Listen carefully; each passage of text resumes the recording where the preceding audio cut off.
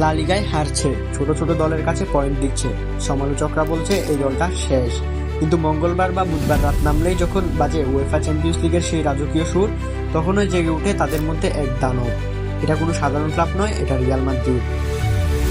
লা লিগায় দেখে মনে হয় এই দলটা যেন মাঝারি মানের, কিন্তু ইউরোপে ম্যানচেস্টার সিটি বা বায়ার্ন মিউনিখ যেই সামনে আসুক, রিয়াল মাদ্রিদ হয়ে যায় অন্য গ্রহের একটা দল। 80 মিনিট পর্যন্ত হারছে কোনো সমস্যা না, কারণ এরপর শুরু হয় মাদ্রিদ ম্যাজিক। এই দলের আসল শক্তি স্কিল নয়, বরং তাদের মেন্টালিটি। ওরা মাঠে নামে এই বিশ্বাস নিয়ে যে এই ট্রফিটা আমাদেরই। জার্সির ওই ব্যাচটা শুধু লোগো না, এটা একটা ইতিহাস, একটা ভয়। অন্য দল যেখানে চাপে ভেঙে পড়ে, রিয়াল মাদ্রিদ সেখানে হাসতে হাসতে ম্যাচ ঘুরিয়ে দেয়। হার ওদের কাছে তো শুধু একটা কামব্যাকের শুরু মাত্র। ইউরোপের জায়ান্ট ক্লাবগুলোও জানে রিয়াল মাদ্রিদকে কখনো আউট ভাবা যায় না।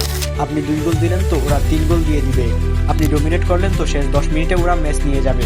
এজন্যই বার্নাব্যু শুধু একটা স্টেডিয়াম না, এটা একটা দুঃস্বপ্ন।